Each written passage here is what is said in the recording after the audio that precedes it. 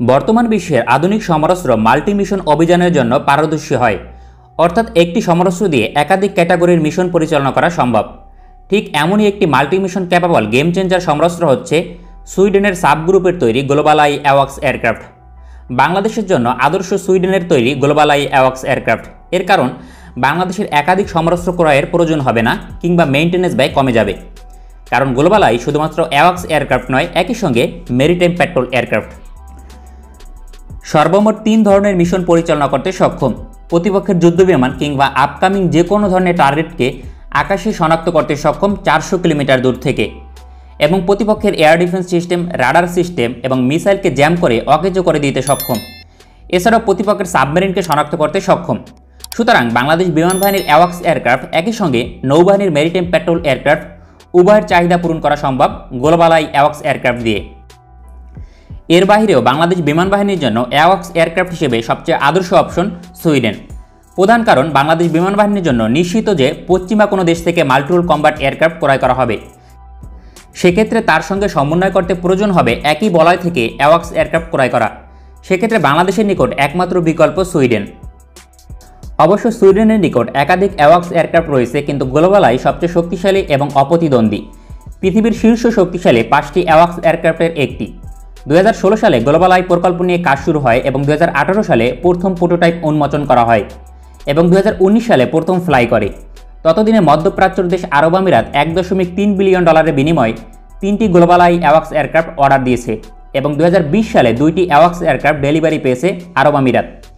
আরব আমিরাত মাত্র কয়েক মাস অপারেট করে পারফরমেন্স নিয়ে সন্তুষ্ট হয়ে দ্বিতীয় দফায় অতিরিক্ত 2টি গ্লোবালআই অ্যাওয়াক্স এয়ারক্রাফট অর্ডার করে, যার মূল্য $1.1 বিলিয়ন। এর থেকে অনুমান করা যায় সুইডেনের তৈরি অ্যাওয়াক্স এয়ারক্রাফট বিশ্বমানের, তা নিয়ে কোনো সন্দেহ নেই, কারণ এর পূর্বের সংস্করণ সাব 2000 দিয়ে ভারতের বিমান ঘাঁটিকে জ্যাম করে অন্ধকার করে দিয়েছিল 2019 সালে পাকিস্তান। সুতরাং তার চেয়ে দ্বিগুণ মূল্য এবং আধুনিক সংস্করণ গ্লোবালআই কতটা শক্তিশালী হবে তা বলার অপেক্ষা রাখে না।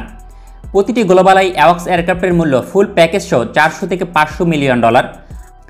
আরব আমিরাতের মূল্যকে পর্যালোচনা করলে এটাই প্রকৃত মূল্য। তবে আরব আমিরাত বেশ কিছুটা মডিফিকেশন করে নিয়েছে তাদের চাহিদা অনুযায়ী, এজন্য মূল্য কিছুটা বৃদ্ধি পেয়েছে।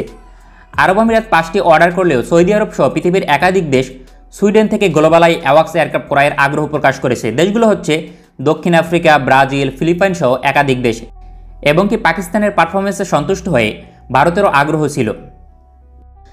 এখন গুরুত্বপূর্ণ বিষয় হচ্ছে সুইডেন কি বাংলাদেশের নিকট গ্লোবালআই অ্যাওয়াক্স এয়ারক্রাফট বিক্রি করবে? উত্তর হচ্ছে অবশ্যই, কারণ বিক্রি না করার কোনো কারণ নেই। বরং সুইডেন থেকে বাংলাদেশ কম বেশি সমরাস্ত্র পূর্বে থেকেই ক্রয় করে এবং সুইডেন বাংলাদেশের সমরাস্ত্র মার্কেটে প্রবেশ করতে আগ্রহী।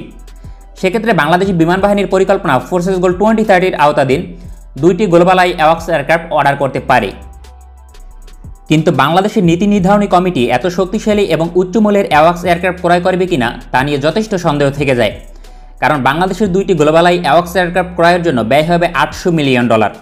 সেখানে বাংলাদেশ সুইডেন থেকে সাব 2000 ক্রয় করলে মাত্র $350 থেকে $400 মিলিয়ন বিনিময়ে 2টি অ্যাওয়াক্স এয়ারক্রাফট ক্রয় করতে পারে। কিন্তু সাব 2000 এখনও পর্যন্ত শক্তিশালী একটি অ্যাওয়াক্স এয়ারক্রাফট হলেও মনে রাখতে হবে সেটি 1990-এর দশকের শেষের দিকে তৈরি, অর্থাৎ টেকনোলজিগত দিক থেকে অন্তত 15 থেকে 20 বছরের পুরনো, যা আগামী 10 বছর পর তেমন কার্যকর থাকবে না। সুতরাং তা ক্রয় করে প্রতিপক্ষ ভারত এবং মিয়ানমারকে চাপে রাখা সম্ভব হবে না। বিপরীতে গ্লোবালআই অ্যাওয়াক্স এয়ারক্রাফট ক্রয় করা হলে ভারতের যে কোনো অ্যাওয়াক্স এয়ারক্রাফট বাংলাদেশের সামনে দাঁড়াতেই পারবে না, এবং কি বাংলাদেশ যদি রাফালের যুদ্ধবিমান অর্ডার করে তবে ভারতের রাফালের চেয়ে অনেকটা এগিয়ে থাকবে যুদ্ধক্ষেত্রে গ্লোবালআই অ্যাওয়াক্স এয়ারক্রাফটের বদৌলতে। সেক্ষেত্রে ভারতের S-400 এয়ার ডিফেন্স সিস্টেম কিংবা মিয়ানমারের আপকামিং লং রেঞ্জের এয়ার ডিফেন্স সিস্টেমকে ধ্বংস করা সম্ভব হবে মাল্টিরোল কম্ব্যাট এয়ারক্রাফট এবং অ্যাওয়াক্স এয়ারক্রাফটের সমন্বয়ে। তাই মূল্য কিছুটা বেশি হলেও পরিমাণে যেহেতু কম, প্রয়োজন তাই কোয়ালিটির দিকে নজর দেওয়া গুরুত্বপূর্ণ। তাই যুদ্ধক্ষেত্রে গেম চেঞ্জার ভূমিকা পালন করবে, এবং কি সামুদ্রিক অঞ্চলে ভারত এবং মিয়ানমারের বিরুদ্ধে একই সঙ্গে মেরিটাইম পেট্রোল এয়ারক্রাফট এবং অ্যাওয়াক্স এয়ারক্রাফটের কাজ করতে সক্ষম। মাল্টি মিশন ক্যাপাবিলিটি হচ্ছে সমরাস্ত্রের ভবিষ্যৎ ফর্মুলা। এই ধরনের সামরিক ভিডিও নিয়মিত পেতে চ্যানেলটি সাবস্ক্রাইব করে বেল আইকন অন করে রাখুন। ভালো থাকবেন সবাই, দেখা হবে পরবর্তী কোনো ভিডিওতে।